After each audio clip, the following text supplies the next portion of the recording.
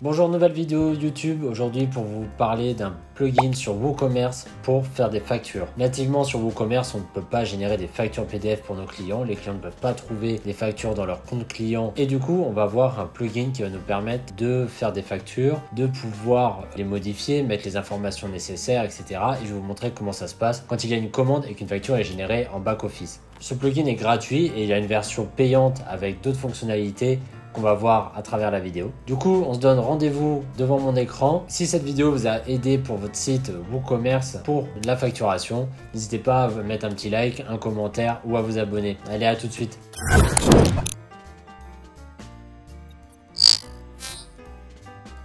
Du coup, nous voici dans un back-office de WooCommerce. Voilà, j'ai un petit site en local qui est celui-ci avec quelques produits. On va donc aller installer ce module. Du coup, on va dans Extension, Ajouter. Donc là, c'est assez simple, hein. On va aller rechercher juste avec le nom du plugin. Du coup, voilà, c'est celui-ci. Vous faites installer, faites activer.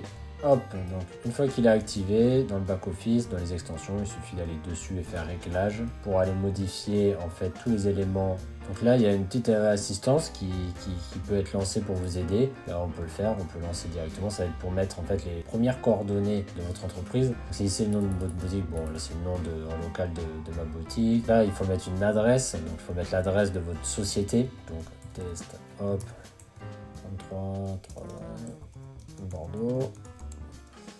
Suivant. Donc tout ça en fait est modifiable par la suite. On choisira une image, donc là je crois que j'ai pas vraiment d'image, mais bon, vous mettez votre logo, je vais mettre une image d'un produit. Hop, on fait suivant. Parce qu'en fait tout ça, ça va être affiché soit dans les mails que les clients vont recevoir ou dans les factures. Du coup, là il faut déterminer à partir de quel moment la facture va être générée. Donc moi je préconise en cours, même terminé, ça peut être ça. Ça veut dire que normalement une commande en cours, ça veut dire que le paiement est déjà reçu. Il faut savoir que vous pouvez aussi faire des factures manuellement sur votre site. Donc là, vous pouvez afficher plusieurs éléments. Donc, ce qui est obligatoire, en fait, en France, il faut déjà afficher le numéro de la facture. Donc, il faudra suivre une norme. La date, ça c'est très important. Numéro de téléphone, je ne pense pas que ça soit obligatoire, mais moi, en fait, dans mon cas, je vais tout mettre parce que peut-être aussi vous avez besoin d'imprimer des factures, suivre une commande ou quelque chose comme ça, et au moins vous avez tous les éléments sur la facture. Donc là, classique. Donc là, ça c'est un choix comme vous voulez, c'est pour directement quand vous avez la liste des commandes, générer des factures PDF. Cependant, vu que là on va les générer automatiquement, c'est pas la peine, et en plus si on veut les gérer manuellement, on peut le faire directement sur une commande. Donc là on est prêt, donc on peut faire terminer. Donc on revient sur les éléments en fait qu'on peut modifier. Vous pouvez voilà faire aussi un mode test pour tester vraiment si ça fonctionne bien. Donc après il y a diverses petites options. Bon là ça c'est vraiment selon vos goûts. Là en fait même avec ce modèle vous pouvez personnaliser en codant directement sur le serveur des thèmes en fait de facture. Donc là taille du papier normal, mode test voilà. Là c'est vraiment s'il y a un problème de mise en page du symbole. Il n'y a pas vraiment besoin de faire ça. Là, on retrouve notre logo, hauteur du logo, l'adresse. Donc là, c'est assez important, ces petites pages. C'est là où, en fait, par exemple, vous allez mettre numéro SIRET. C'est le numéro SIRET de votre entreprise. Ça peut être le RCS, email contact, on va dire. Contact boutique.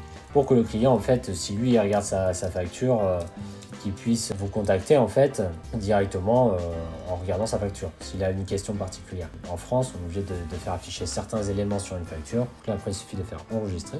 Hop, dans documents, pareil, on retrouve nos choix de statut de commande pour afficher ou pas ces éléments. Là, ce qui est intéressant, c'est qu'on peut commencer la facturation à un certain nombre. Si jamais vous devez reprendre une facturation au cours d'un autre site ou si une refonte ou vous avez aussi un logiciel de compta, vous lancez votre site e-commerce par exemple, vous pouvez très bien partir de la prochaine facture, ça sera la 50. On peut mettre un préfixe, un suffixe, etc. pour votre commande. On peut mettre par exemple FA, voilà, pour dire facture. Ça, je vous conseille de ne pas le cocher. J'ai eu le cas sur un client, c'est que au 1er janvier, ça remettait les factures à 0. Du coup, en fait, après, il y avait sur 2 années, il y avait des factures qui portaient le même numéro. Et là, ça posait problème. Voilà, donc là, moi, je laisse comme ça. Ça, c'est plutôt pour vous, pour votre affichage, si vous voulez, dans votre back-office. Je désactive sur les commandes gratuites. Bon, tout le monde ne propose pas des produits gratuits. Donc maintenant, on va générer une commande pour pouvoir voir la facture, en fait, en back-office et en front pour le client. Bon, voilà, j'ai mon produit test. Valider la commande. Hop.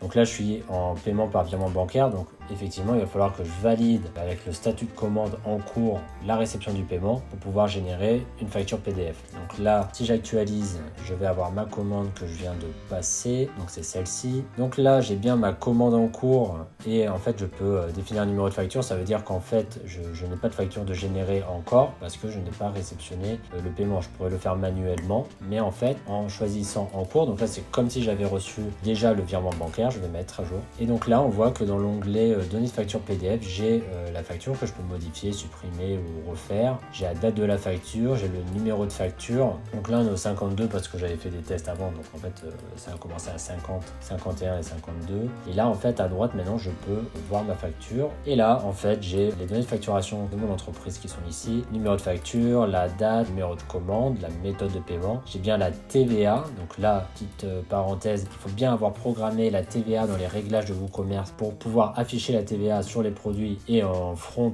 sur WooCommerce. Et là, j'ai les données supplémentaires que j'ai enregistrées juste ici. Donc là, en fait, j'ai ma facture PDF. Et si je reviens donc là en front, donc je vais sur mon compte. Vu que je viens de générer une facture, je vais dans mes commandes. Et là, on voit toutes mes dernières commandes. J'ai un petit onglet facture. Donc là, le client, en fait, a directement sa facture PDF qu'il peut télécharger et la regarder. C'est exactement la même chose. Là, il peut la télécharger. Chose supplémentaire, si jamais vous devez faire un remboursement, vous devez faire donc le remboursement à votre client et générer une facture d'avoir. Ce n'est pas en fait dans la version gratuite. Là, on est vraiment que sur la version gratuite. Je n'ai pas payé le module. Et par contre, en fait, vous devez avoir la version premium de ce module pour pouvoir générer des factures d'avoir. J'ai fait une vidéo vraiment sur la comptabilité en e-commerce que je vous invite à regarder. Donc ici, si je déroule en fait les options possibles dans la version premium, il y a envoyer, télécharger les factures d'avoir et devis PDF. On peut joindre des fichiers, il y a un peu plus de choses et il y a le téléversement automatique de vos factures dans Dropbox. Donc en plus, vous allez pouvoir aussi dans la version premium les télécharger en masse à la fin du mois. Vous sélectionnez des dates et vous les téléchargez sur votre ordinateur pour envoyer à votre comptable. Et tout ça, c'est dans la version premium. Donc la version gratuite